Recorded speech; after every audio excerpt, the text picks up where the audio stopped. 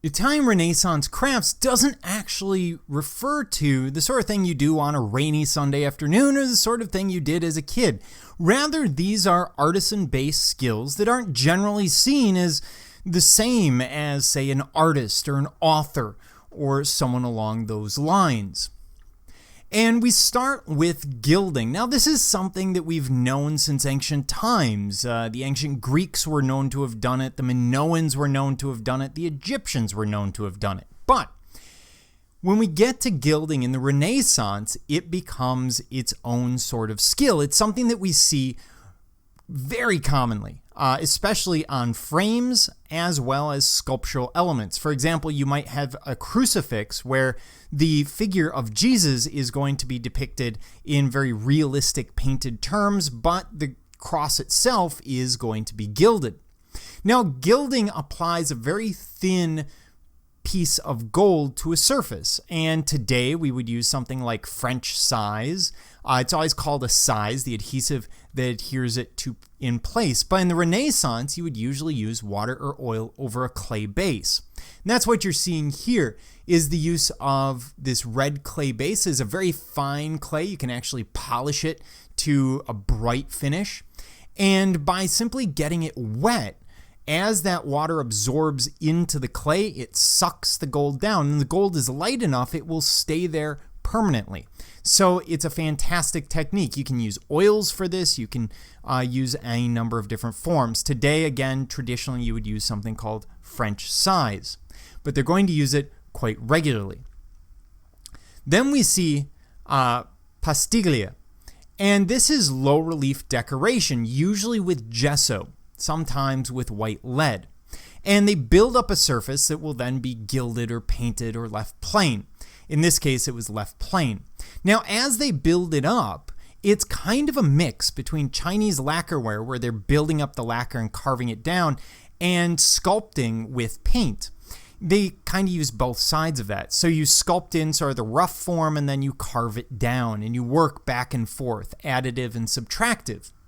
Now, today, we actually use a similar technique for a lot of frames. If you buy a wood gilded frame, oftentimes it's wood with gesso or plaster under the gilding itself to give it shape on that basic wood frame.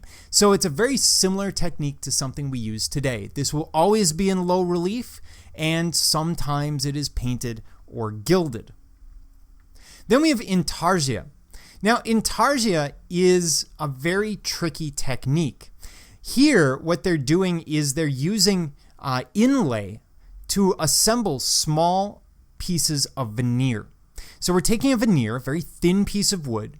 We're cutting out the underlying wood and fitting the veneer in place. This is a very time-consuming technique, far more so than like mosaic, because mosaic, you're creating your substrate, and then you're simply putting the tiles in place. Here I have to cut the substrate just so that the veneer, fits perfectly in place. Now, if you do not use the inlay technique, it's called marquerie, and there it's an overlay rather than an inlay technique. Intarsia, though, is the far more sought-after technique, and we can see it being used here for trompe-l'oeil, for example, as we look at this large wood-paneled room.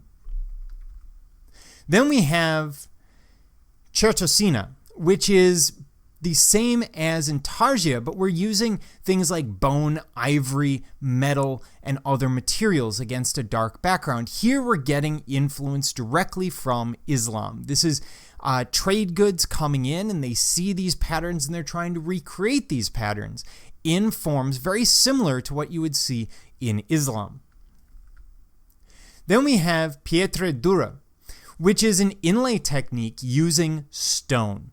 In fact, it's very, very similar to Intarsia, but the difference is when I cut the stones, I will fit them together, dry fit them on a large table or floor, and then I will actually put them on a substrate on some kind of other material and glue them stone by stone onto that material before fitting into its larger piece. So the piece that we see here, this is actually from the Taj Mahal, where this technique really takes off in India.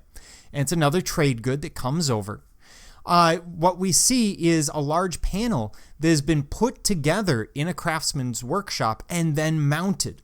It's also very similar to Persian and Islamic tile work and some of those forms that we talked about. Here's another massive example in an Italian church, and this is all done with that technique. And this is a very difficult technique because all of these stones have different hardnesses and densities. It's a technique where you're expected to create something where you can't see any gaps in between. It needs to be that perfect. Then we have Scruffito, and this is very, very simple fresco. What I do, and it's common for fresco, that's what you see on the right. It can be used in any number of different forms.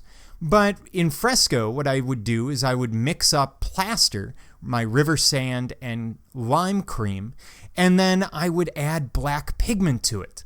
And then I paint over it with a white lime wash. And then scrape away the white to reveal the black, creating a two-tone composition. Now you can do the same thing with gold and other colors. For example, in frames, you will often apply black paint over gold, and then because, of course, the black doesn't stick to the gold really well, you can actually scrape it away and create the same Scruffito technique. Now, this is very similar to those scratch boards that we all played with as kids. It's limited in terms of its tonality, but it is very, very useful for simple, clean details. For example, by doing this frame Scruffito, I can create these fine detailed lines, whereas if I tried to lay this out as gold leaf in those fine lines, it would be nearly impossible. Gold leaf doesn't react really well in really fine situations because the size will spread out as you press the gold in place. So use Scruffito.